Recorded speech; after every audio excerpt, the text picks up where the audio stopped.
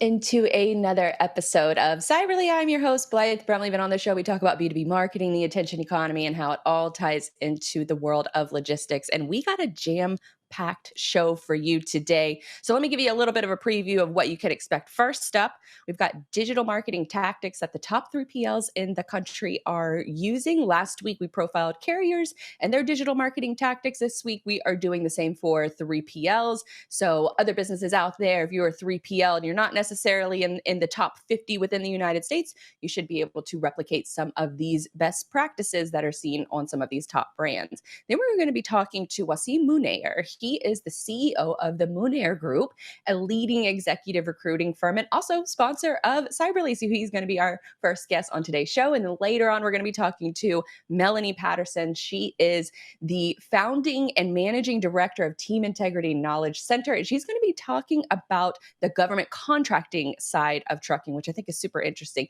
And then later in the show, we are going to round it out with the logistics of lipstick and how it's an economic indicator of how the economy is performing. So really fascinating sort of deep dive. And we'll get into that later on in the show.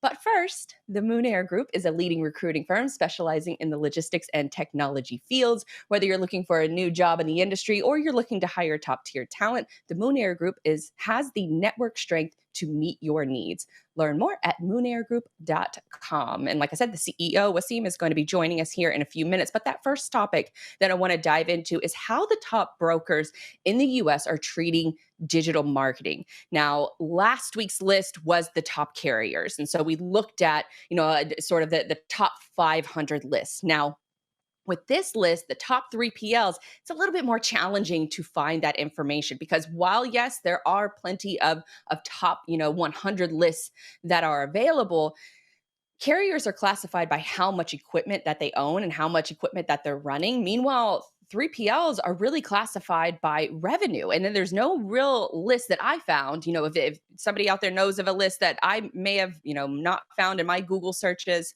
but the 3PL list, you have to, there is no indication of whether they're asset based or non-asset based, whether they're only solely based in the US or do they have worldwide operations? Are they a freight forwarder or a freight broker, which is also a little bit different between those two demographics. So top 3PLs, we're kind of working with a limited source of a limited amount of resources for these top 10 lists. But I found a pretty good one. So knowing all of that, here is the top 3PLs list from Armstrong and Associates back in 2020 that listed the top 3PLs based on revenue. We got a link to that study those results in the show notes in case you want to check out more of it. But this list is from 2020.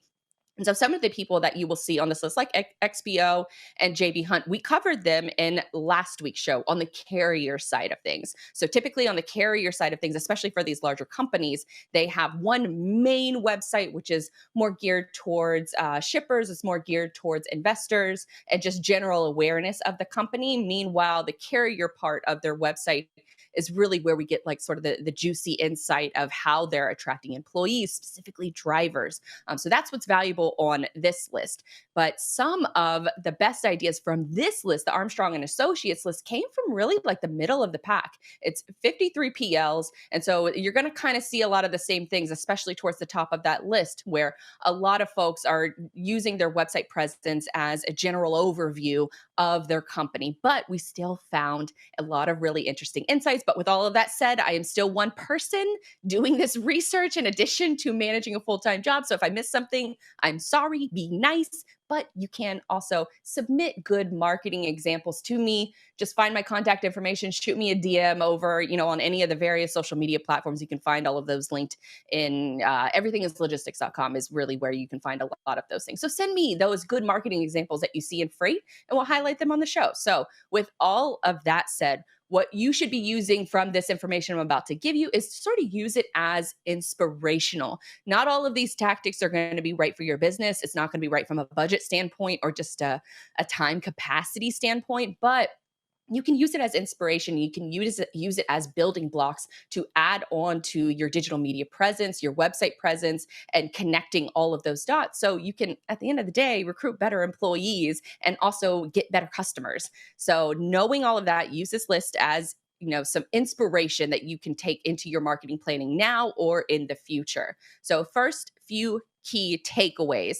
If you have, as a 3PL, your website, if you have the ability from a technology standpoint to give instant quotes, that was one thing that really stood out, especially among the top companies listed on there, is to have the instant quoting ability. Because for a lot of 3PLs, having someone submit a quote on your website is like the holy grail of metrics of proving the success of your company. It's really the most important thing that you want a visitor to do. And so what I saw as far as like a commonality among a lot of these different companies is that they put that information in the hero section of the website. And the hero section of the website is that first frame that you see when you go to the desktop version of a website, or a mobile version too. It's that first section. What does that look like? Is it an image? Is it a video? What does that text say? What is that CTA button that you have in that section before the user scrolls? That is called your hero section.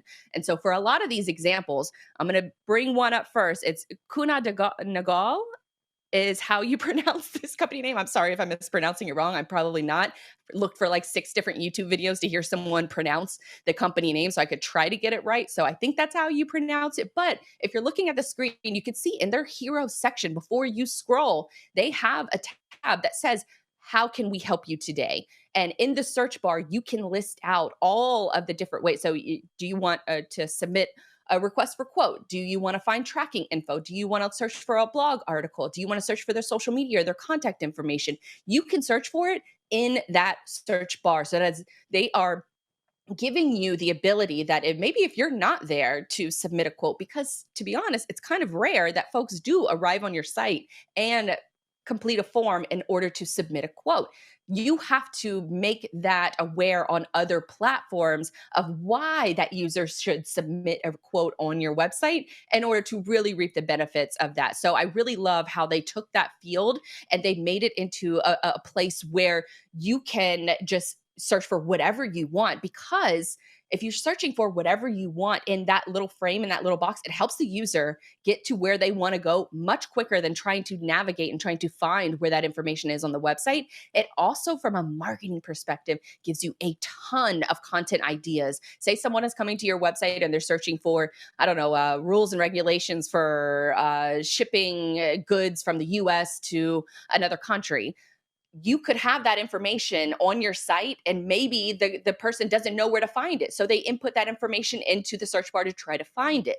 Or if the person is searching for that information and it's not already on your site, that gives you the perfect indication of how you should be adjusting your content plan, because you should be adding that to your content plan. If the user is searching for it and it fits within your business model and your revenue targets and whatever sort of messaging goals that you have, then that also helps. Search bars in a website is relatively easy to add into the functionality of your site, and it gives you so much more valuable insight. Like for my website, Digital Dispatch, I get a weekly report every single week of how folks arrived on the site and then what did they search for when they arrived on the site. And that gives me ideas of where I'm having gaps in my content and where I need to make more content in the future about those specific topics. So I thought that that was a really good example.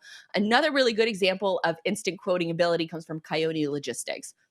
So this form, if you're seeing it on the site, it really is, from a functional coding level, it's a pretty basic form. Now it's in the hero section again, and you can pick between truckload, less than truckload, intermodal, air, or ocean. You fill out a couple things and then you move on to the next page. Now the next page has more of a lengthy form of what you need to fill out based on the qualifications that you entered into the first sort of box that you saw there on the hero section. Are you shipping LTL? Are you shipping truckload? So you're filling out that short information quickly, and then you're moving on to the next page where it's more detailed information that they're requesting from you. Now, I did do a little bit of a test run, so sorry to Coyote if you got a spam email that got submitted from this. Now, what I thought was really great is that with a lot of tools, especially if you don't have the technology to add in instant quoting ability, which instant quoting ability into your website is kind of tough and it is kind of expensive right now. But for Coyote, they're able to get this information. And then once you submit that information to their company, you're getting an email back immediately that says, thank you for reaching out, submitting a quote. Here, our team is working on, fixing up a quote for you and we'll be in contact soon. And then they list out a bunch of different resources that you can read while you're waiting for that person to get back to you from the company. So I thought that that was a really good way of trying to introduce, some kind of a buyer flow where it still keeps the potential business partner in the loop and aware that you're on it and that you'll be in contact immediately. But that's a very simple workflow that any 3PL in the country could implement today. And it might take a few hours, to get the verbiage right and get, some email marketing software set up. But if you already have a lot of those capabilities, email marketing being one of them already set up, and if you have a website that's already set up, this could take you a couple hours in order to implement the same thing that Coyote did. And you could probably do it for a lot cheaper than what they have. Another option that I want to show you is TQL, because this form, TQL is one of the largest companies in the entire world, but this form on their website to request a quote can be replicated by seriously any 3PL in the industry. Now, I didn't test this form, so I don't know what the follow-up looks like, but if you just keep in mind that once somebody submits a quote, they kind of want that answer very, very quickly. So my one piece of advice is that if you are going to take a more simpler approach to putting quoting forms on your website, then you need to make sure that you have that follow-up process in place where a salesperson is on it immediately. Those are hot leads. You want to make sure that someone is researching that immediately. When I say immediately, I mean within 30 minutes, because anytime if it's outside of 30 minutes, then you're really sort of rolling the dice, because that person on the other end wants an answer as soon as possible. And if you're not going to provide it to them, then somebody else will. So just keep that in mind to have that sort of process set up from the jump. The next key takeaway from looking at all of these different 3PL websites is putting your content front and center. Now, not all 3PLs are going to be creating content on a regular basis, but if you are, don't hide the content. Put it front and center, make it easy. And a great example of this is the Expeditors podcast. This is one of the best podcast landing pages I've ever seen, because it treats podcast episodes as blog posts. I do this on my own site, and I see a tremendous return as far as evergreen listens to content that is more than a year old, a lot of these episodes. And so the Expeditors podcast, they're doing the same strategy, and I'd be willing to bet that they're seeing a lot of success with that as well. And they put the content right in front of your face. They make it, if you're proud of your content, you should be putting in front of your customer's face as much as possible. And the Expeditors podcast does a great job of that. And then you can also use that podcast landing page to link to other relevant articles within your site. Anybody who knows SEO and knows a good website viewing experience also includes linking to other relevant parts of your website through an article or a podcast article that is getting a good amount of listens. So say you have, 5 episodes that are performing really, really well, add them to your website. Add those show notes to your website. Make it dumb easy for anybody who's coming to your company website in order to check that out and to see the media that you are creating. Because even if they're not ready to convert right that second and submit an RFQ right on your website, they're more willing to follow your social media accounts and your podcast if you put it in front of their face and make it easy for them to find it.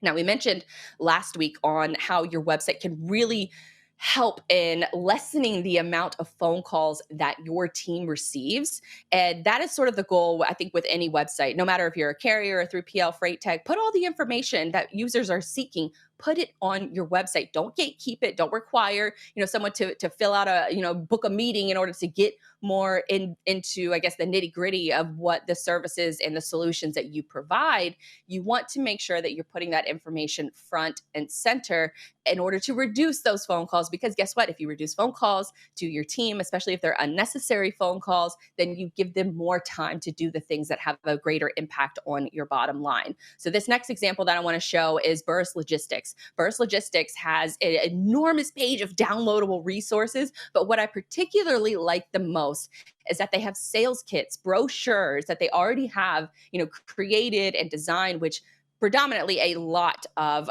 companies out here have that access to that information, and they already have created that information. So what you want to do is you want to make sure that you have that content in a downloadable PDF that people can just download right off the website. It's not just for users, it's for your sales team too. Say if they have a conference coming up, they're going to it the next day. Do you as the marketer want to really step back and be able to jump in and design a new presentation every single time? No, design one and done, upload it to the website, and then you're giving not only your customers that resource, but you're giving it as a sales resource as well, especially if you have locations all over. So, few takeaway tips: use your website to reduce those phone calls.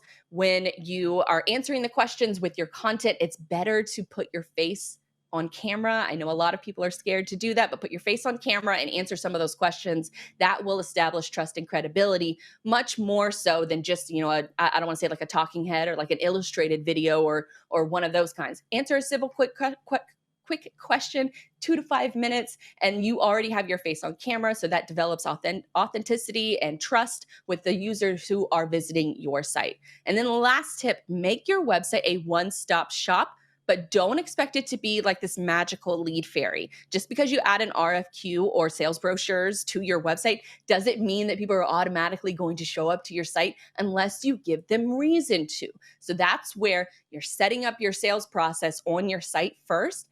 And then when you go to social media, you go to email, you go to all these other different channels, then that's where you can start to really spread the message about your brand, who you are, what you do, and all of that good information in order to make sure that you're giving people value first. You're giving them a reason to come to your website first, and then when they get to the website, then that's where if you created the right experience, you're creating a no-brainer solution for them to reach out to you, to request a quote, to download a sales brochure, or to follow you on social media, follow your content, all that good stuff. So those are the biggest takeaways from looking at the digital marketing tactics from some of the biggest 3PLs in the US since 2020, that is.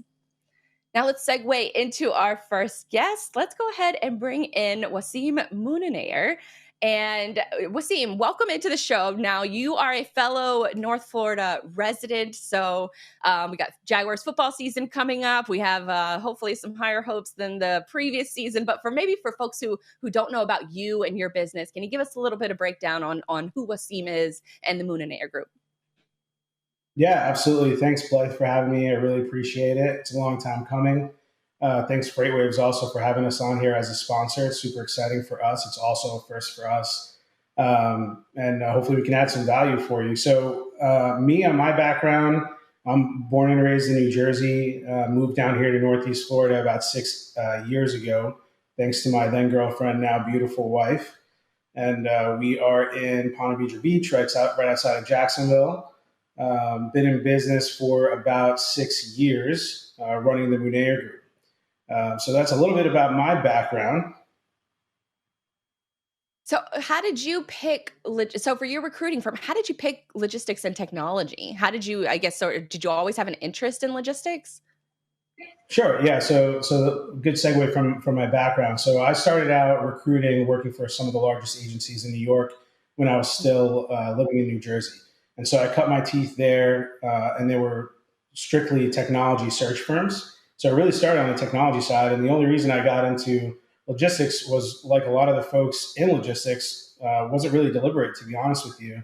I was recruited by one of the larger 3PLs to be an internal recruiter, which was one of the best things that ever happened to me because it gave me an opportunity to really learn a lot about logistics. And just being able to interview people in multiple areas of logistics, from freight forwarding to domestic transportation to terminal operations, maritime side, contract logistics. I was able to interview people in all of those areas working for that company for about 2.5 years. And that gave me a really good crash course into the logistics world.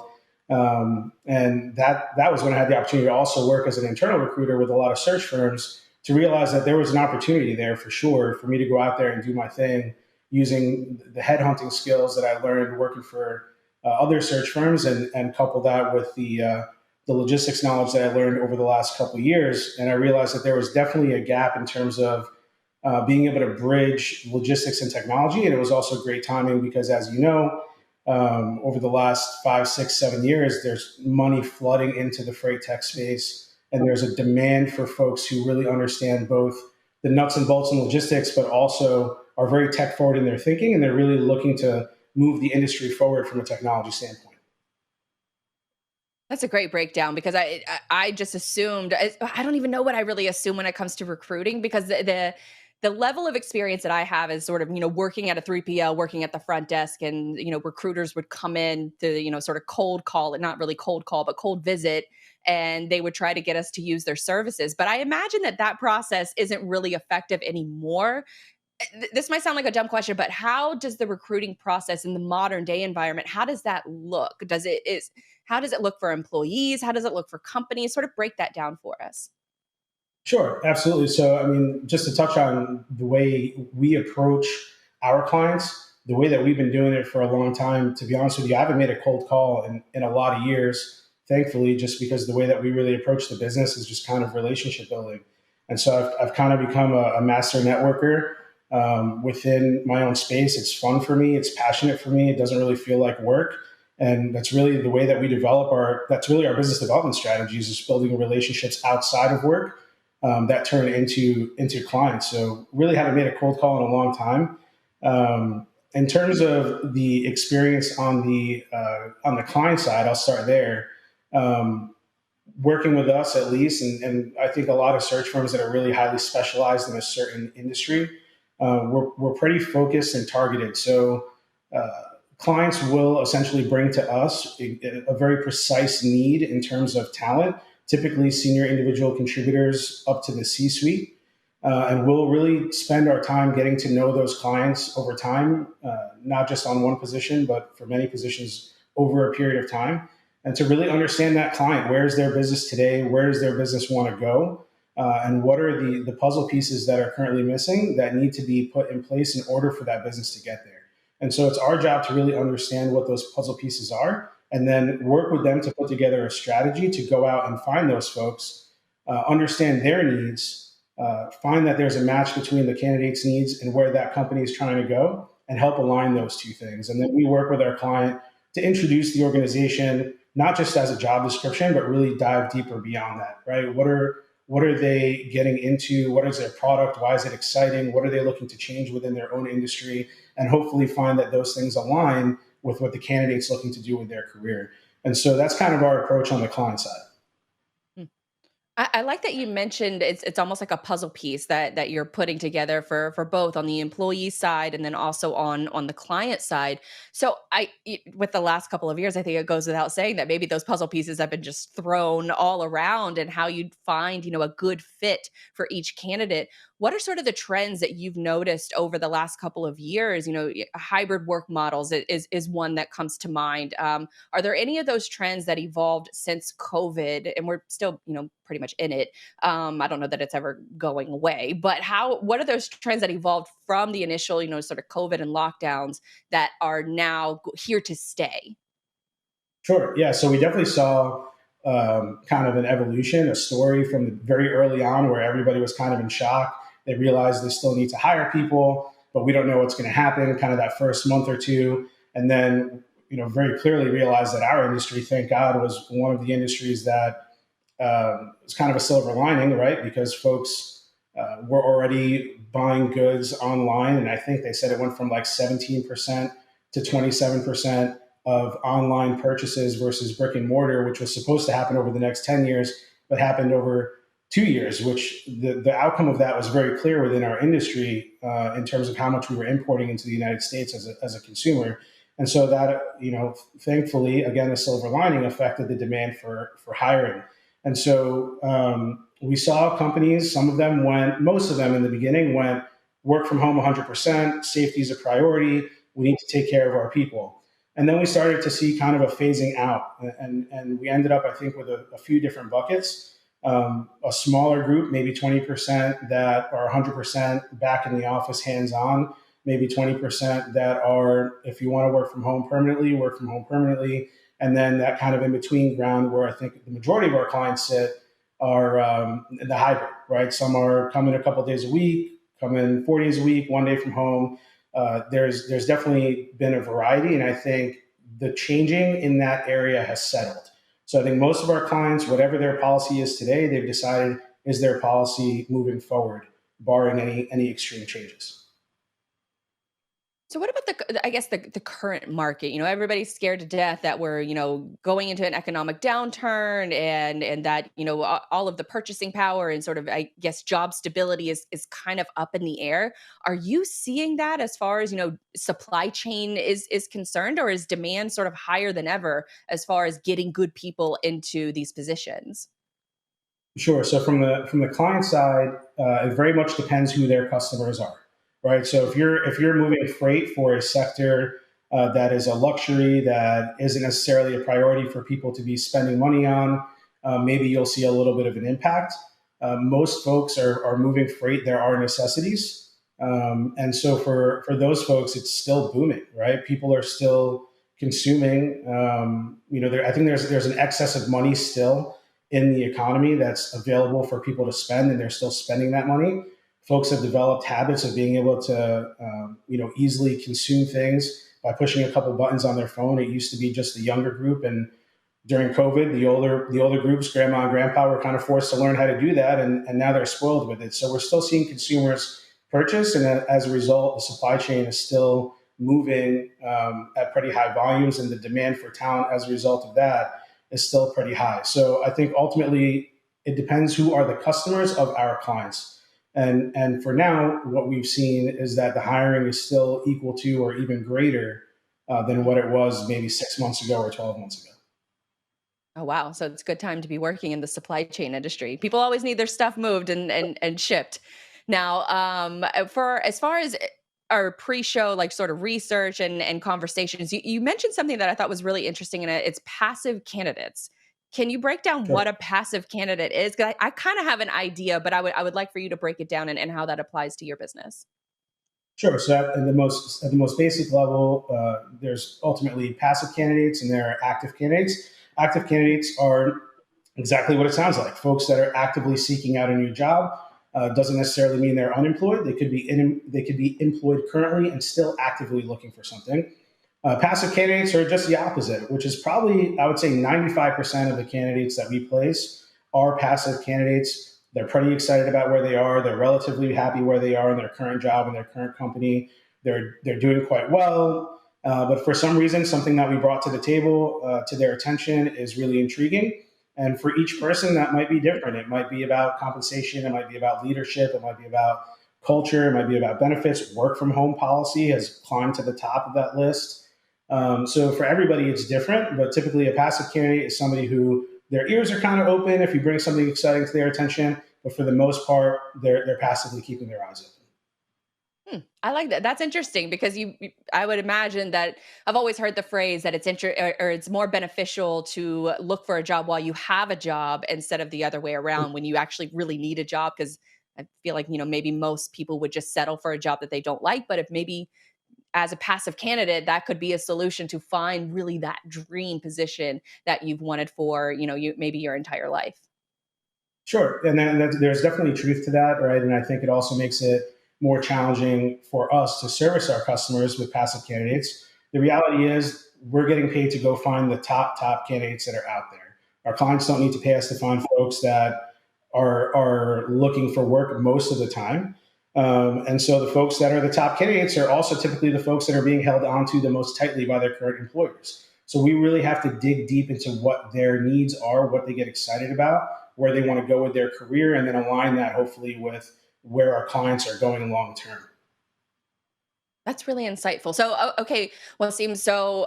If I'm an employee, or maybe I'm an employer, and I'm looking to hire a recruiting firm like yours, what should I do now in order to get myself ready to work with somebody like you? Sure. So I mean, working with us in terms of beginning a relationship with our firm is, I don't want to say it's easy. There's definitely work on both parts, both on our part and on the part of our prospective client. Most of the work is on our end, right? We really need to get to understand what your culture is, what your business goals are, where you want to bring your company, specifically within your organization, that department that you're hiring for. Where is it today, and where do you want it to go in the areas of culture, climate, KPIs, metrics, however you define success? we really need to understand those things. And so the best relationships that we have are with clients that are kind of an open book and see us as a partner, and we see them as a partner, and we learn as much as possible about their business. And that allows us to then go out and be very, very specific and very targeted in finding talent for them. That's awesome. I mean, it's good to hear that the supply chain industry is not one that's being negatively affected by the economic downturn. I don't know if that's going to change in the future, but right now we're looking pretty good. So Wasim, thank you for sharing that insight. Where can folks follow more of your work, learn more about your company, all of that good stuff? Yeah, so definitely reach out to me. You can visit us at munairgroup.com. You can connect with us on LinkedIn, on Facebook. Reach out to me directly at wasim at munairgroup.com. And we'll be happy to get to know you, whether you're on the client side or on the candidate side. We love building our network and building relationships. It's definitely the blood flow of our business. Awesome. Thank you so much. We're going to have you back here in a few weeks, so we'll dive more into a little bit of this discussion, which I think is fascinating. Watching how people flow through work and where they choose to work and why not, and why they choose to make the decisions that they do. So thank you again for joining. Thanks, And Blythe. sponsor. Appreciate it. Thank Thank you so you. much. We'll see you soon. Yeah. All right. Well, that's also a really good time to mention Wasim's company. Want to boost your bottom line? Start with hiring the right talent. The Moon Air Group is a leading recruiting firm that specializes in identifying the top logistics and technology talent. Take the first step towards growing your business by visiting moonairgroup.com. We also have all of those listed in the show notes, so you can connect with Wasim on LinkedIn. You can also follow their company and connect with them, all linked in the show notes. We made it easy for you. All right, let's bring on our next guest. She's Melanie Patterson, founder and managing director of Team Integrity Knowledge Center. Welcome back, Melanie, for the second time on the Cyberly Show. Absolutely. Thank you so much for having me for a second time. This is amazing. Good to see you again. Absolutely. I mean, you're one of my favorite people because you just elude just positivity and happiness and just all of the cool stuff that you have going on in your life. And the last time we were on the show, or last time you were on the show, I listed out almost like a CVS receipt long of your resume and all of the things you've accomplished. You're a nurse, you're a business owner, like 4 or 5 times owner. So for folks who don't know, can you break down, sort of your career history and who Melanie is as a person? Sure, absolutely. So, born and raised here in Chicago, I started out with business administration as my first undergraduate degree, but God had other plans. And so I shifted over into medicine and I obtained a master's degree and I practiced as a practitioner for about 7 years in ER trauma. And I was dealing with burnout. I was working at the bedside, but simultaneously always had my hands into entrepreneurship. And I said, you know what? What would it really look like to jump into entrepreneurship full time? And so I pivot and navigated into freight logistics and transportation. And here we are. That's awesome. So one of your I think the biggest success stories of for you is your Team Integrity Knowledge Center. It's basically a knowledge based platform for the trucking industry. And what I love about you is that you're knowledge first. You put that information out into the world first without really expecting anything in return. And I think a lot of businesses and leaders are scared to share that knowledge, but you're really forthcoming about what you've learned in this industry. When did you decide that you and Team Integrity were going to be a knowledge first solution? Yeah. So let's backtrack just a little bit. So with Integrity Transit Co., we're an asset-based carrier here in the Midwest. I said there's no way that I can leave medicine, enter into entrepreneurship, procure these units, and run them off of the load board essentially. So I got mentorship and I started to do the research. With that, I was introduced to government contracting. So, Integrity Transit Co. is a certified minority woman owned transportation company, and the government is one of our customers. Not only that, they've really been pivotal in us sustaining in this current volatile market right now. And so I said, there's no way that I can achieve this level of success and not reach back to my community. And so I started to document my processes on how that I achieve these accomplishments within government contracting. And that was the beginning, the inception of Team Integrity Knowledge Center. And I wanted to lead with education first because that's pivotal in government contracting. We need to lay down the foundation and understand what this looks like specific to freight logistics, and as it's a very niche specific category within the paradigm of government contracting. And that was And one thing from oh, go ahead. no, go ahead. Well, I was going to say that's one thing that I didn't really know. I knew about government contracting, but I didn't know that it applied to freight and logistics in the trucking industry. I'm assuming that maybe other people don't know that as well. So can you kind of give us an overview of what government contracting looks like in freight? Yeah. So once again, government contracting is a paradigm. They purchase anything from office supplies to hauling, transportation services, right?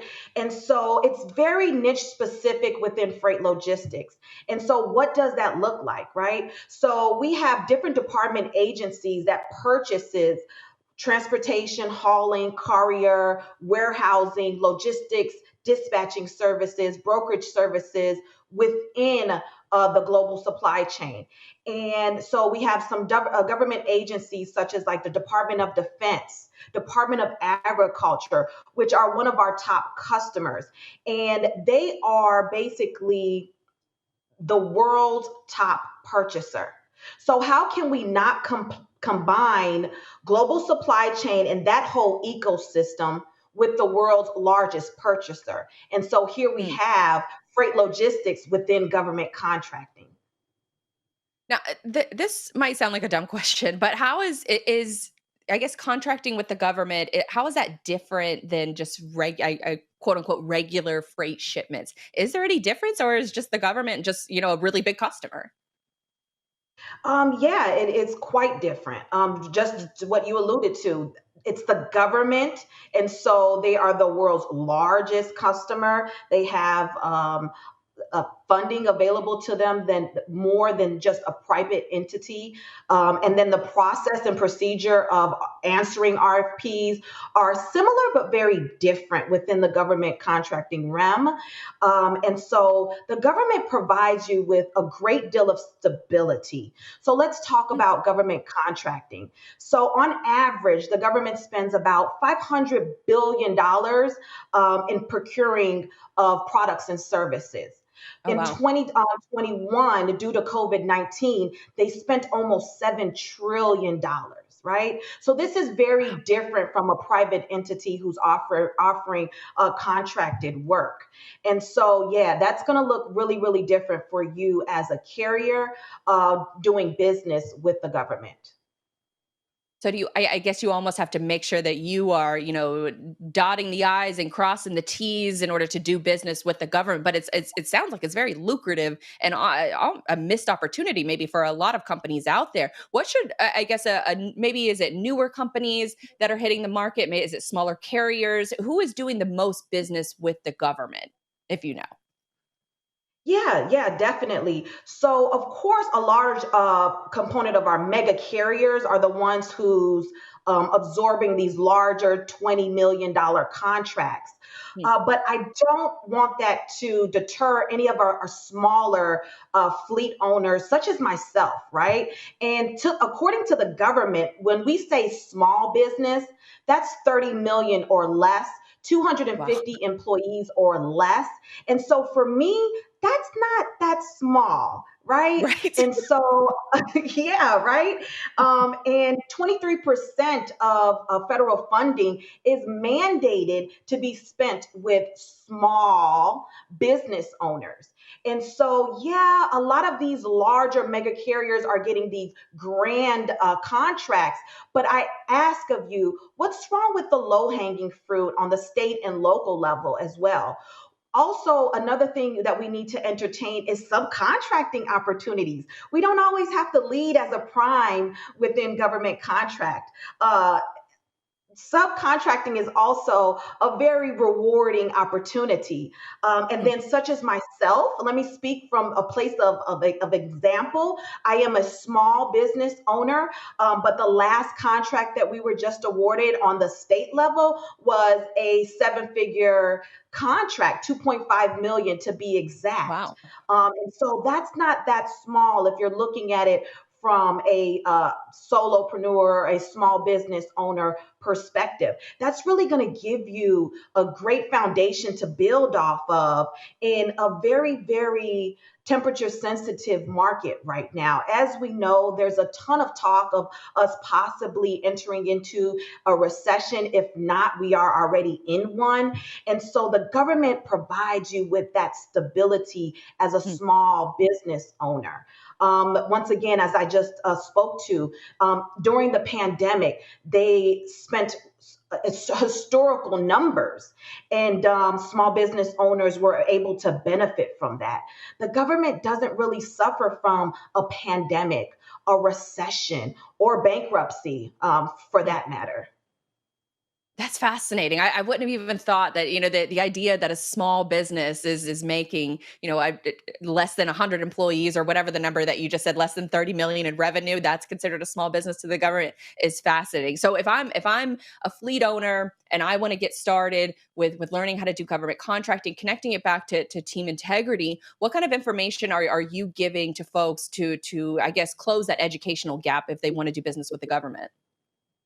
Yeah, that's exactly what it is. There is an educational gap. And so, being that I do have a little bit of scholarly background behind me, I did do some market research to determine what is that gap.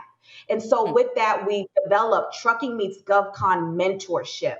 Entering into government contracting is not going to be easy, but it will be rewarding. The return on investment is there, right? We just need to set the foundation and really do some hand holding. So, with this mentorship, once again, we do real hand holding. We understand what your company's niche is. What are the services that you offer? We kind of go into the back office of your company so we can start to establish the structure and the infrastructure of your business to get ready to do business with the government. We teach you what is an RFP, what is an RFQ, what is an RFI, what is a sole source, how to leverage your set asides and certification opportunities, the different sectors, right? So we have the federal level, the state level, the local level, and the city level, right? And so we kind of walk you through that process along with just a ton of tools and resources, sam.gov registration, customized award-winning capability statement, which Blythe is our lead magnet. It's our marketing tool within the government realm. That's how we kind of market ourselves to the government and let them know, what our core competencies are, what our differentiators are. Also give a glimpse into what our past performance is. And so we kind of groom them and mold them to get ready to get awarded these large 6 and 7 figure contracts as a small business owner. I love that. I think more small businesses should be made aware of all of the opportunities that exist with working with the government, not working for them technically, but working with them in order to really they're an endless supply of customers if you do it right, especially from the government standpoint. All right, Melanie, where can folks follow more of your work? You have a great social media presence, so let folks know where they can get more information on team integrity, your profiles, all that good stuff. Yeah, absolutely. So for me, as an individual, Melanie Patterson on Facebook, LinkedIn, and then Team Integrity Knowledge Center on all social media platforms as well. So that's your Facebook, your Instagram, your LinkedIn. And then if you want to contact us directly, www.teamintegrityknowledgecenter.com. And then we do have a contact line of 312 767-4848. And so we will be more than willing to kind of get a good assessment on where you're at in business and kind of take it from there. That's awesome. Thank you so much, Melanie, for shining a light on this, really great opportunity, I think, for a lot of small carriers out there. Absolutely. So appreciate your time and your insights. All Absolutely. valuable stuff. Go follow her on social media, y'all. Thank you so much, Blythe. Good to see you again. Absolutely. Hope to see you soon. Thank you, Melanie. All Thank right. you. Well, Bye that I bye. mean, really, two great guests back to back, sharing parts of the market that I think a lot of folks in logistics don't really consider, and that's the government contracting side of things, and then also the recruiting side of things. So, really great guests. Let's jump into our last topic because we got a little bit about 10 minutes left in the show, and I want to make sure I hit this because it's a fun topic: the logistics of lipstick. Now, I know that might, sort of, even saying that title might turn a lot of people off. But trust me, I'm going to get there because it's really sort of fascinating. Because the lipstick in general, lipstick purchases have a really strong economic indicator of what's going on in the market. And we'll get to that in just a second. But first, let's back it up because lipstick has been around for centuries, dating back to the earliest record of Mesopotamia. I mean, there are also records of lipstick being used. In case you're wondering of how I guess lipstick plays a role in our society, well, it's played a role for thousands of years, dating back to Mesopotamia. Also, Cleopatra, the pharaoh. I think she was a pharaoh from Egypt. I don't know. She was technically a pharaoh from Egypt, and she famously wore red lipstick. In fact, where they think that she is buried or where her tomb is, they found a lot of different old makeup tools. So that sort of, red lipstick was really coined by Cleopatra back in the Egyptian days. And she made that red lipstick by using crushed carmine beetles.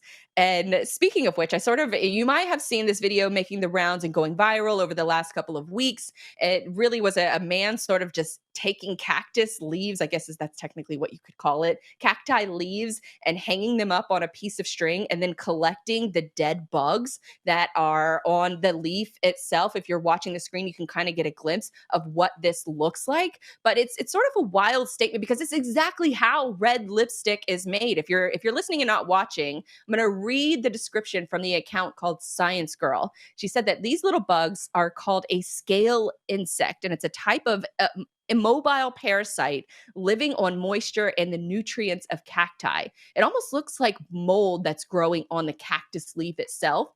Now, from this insect, a natural dye is derived called carmine. And quoting the Science Girl here, she said, the insect produces carminic acid that deters its predation by other insects. Although, ironically, the thing that saves it from predators is the main ingredient for carmine dye.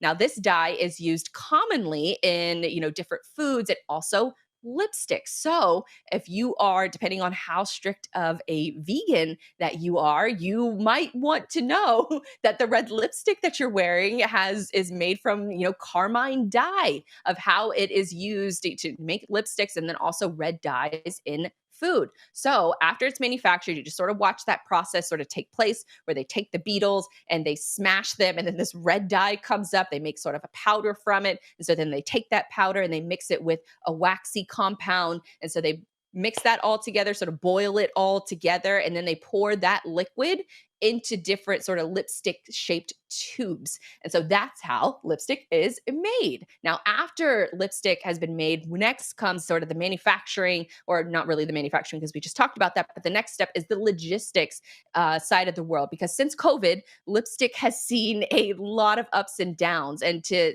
give you some fun facts, a side effect of those initial lockdowns and mass mandates saw lipstick sales dip to 15% and prices declined by 28%. 50%. Think about it. We're all working from home. We're going out less. We're wearing masks when we do go out. So lipstick becomes really, it used to be a staple in our wardrobe, especially for women, outfit wise, whatever you're pairing that lipstick with whatever you're wearing. So if people aren't seeing your mouth, you're probably not going to focus too much on lipstick. And then to put that number in perspective, when sales dipped 15% and prices declined by 28% in that previous year, in 2019, the beauty industry saw 500 billion in sales. So that 15% dip is quite a lot of money. Now, there's also a change in how stores, we know with the rise of e-commerce, it's been trending that way for a while, but with the rise in e-commerce, there's also a change in how stores keep and store that actual inventory. So smaller brands that start their own makeup line, which you might see this more so on the local level, when you start up that makeup line, you have to be conscious of the entire customer journey from the website in order to that product arriving in the person's hand, how they pick it up in a store, all of that matters. So there's an indie beauty creator. She's called Beautify Believers founder. Rachel Whitaker said that lipstick brands have to know these little things, like how their packaging will reflect fingerprints if it's a matte design. So if your lipstick is going into retail, how is it going to sit on that shelf? If the packaging is a matte design, are people are going to be picking it up? They're going to be putting fingerprints on it. That's going to negatively affect how that person, or how future people after that person picked up the package, sees and interacts with the brand. So you have to keep that in mind. And then there was another thing that she said to keep in mind as well, is having smaller shipments sent to retailers' distribution center instead of retail stores. I thought that this part was kind of fascinating, where retail stores now, they have to monetize every inch of that space in order to make money. So they don't really have the back rooms anymore where you can go in the back and see if there's anything else available, or if there's, more just stored in the back. That doesn't exist anymore. So that same beauty founder, Rachel, she said that retailers do not have huge storage facilities. Instead, they have distribution centers where everything goes in and goes straight back out again. There is no back room because each inch of the retail space has to earn money. And so lipstick brands need to be prepared to ship in smaller quantities far more regularly, and then manage the costs around that. As a sort of a beauty influencer or a beauty founder, she helps other founders sort of start their own makeup empire, start their own lipstick empire, and keep the nuances of how that customer arrives to your website and then ultimately has the product in their hands, and that entire process where a lot of folks aren't managing the logistics side of things. So maybe they get that product in their hands and they buy it, and then it turns out they don't like it. A lot of the founders are not factoring in the logistics costs of storing your goods, of shipping those goods, the return shipments of those, and then all of the increased costs because these retail locations are keeping smaller stocks on hand. So you have to pay for not only the shipping to the distribution center, but also the distribution from the distribution center to actually the retail store, and manage the costs all around that. So keeping that in mind, if you say you have a lipstick color that you absolutely adore and you want it to hit those shelves. Now, there's also a somewhat controversial side that has the economic tie-in called the lipstick index, or the lipstick effect, which is, I just found this out today. And it's the theory that when consumers are facing an economic crisis, they are more willing to buy less costly luxury goods. So instead of people buying fur coats, they will instead buy a luxury lipstick. So if you think about it, you're coming out of the bathroom, you're in a restaurant or something, and you go to put lipstick on, that is fashion and makeup are seen as communication devices to other people. Maybe they're not seen as that, but they're technically seen by other people as communication devices. So if you whip out a luxury, lipstick brand, then that signals to other people that you have wealth and all of these, good things. So this was another part of the theory, because that theory of whether or not that the theory is that when consumers are facing an economic crisis, they're more willing to buy those less cost luxury goods.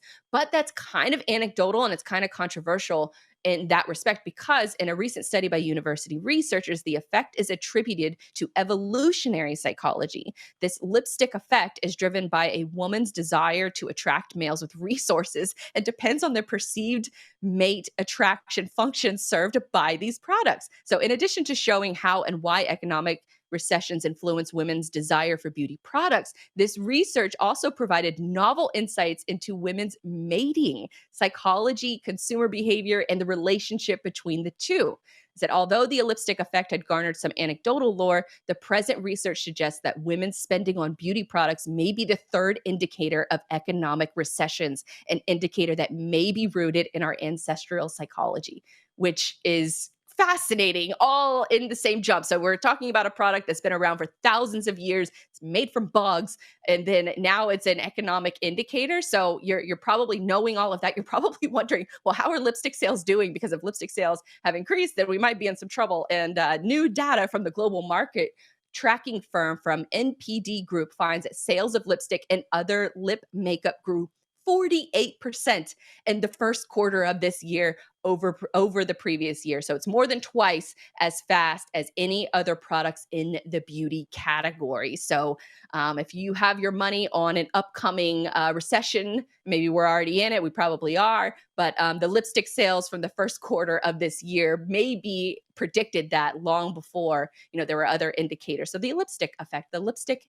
index, and all of that happens from a little bug that we have murdered for thousands of years to get red lipstick. So really fascinating sort of deep dive into the logistics of lipstick. And it all sort of stemmed from, a man in the middle of the woods making carmine beetles and turning them into a red lipstick. So I hope you enjoyed that segment on the logistics of lipstick. And sort of as we round out today's show, thank you guys for tuning in. All of the replays, you can catch them on FreightWaves TV. You can also catch them in your favorite podcast player of choice. So Apple, Spotify, there's a dedicated Cyberly feed. So just search for Cyberly in your favorite app of choice. You can find more of my work and all of my socials over on my just main sort of central distribution website, and that's everythingislogistics.com.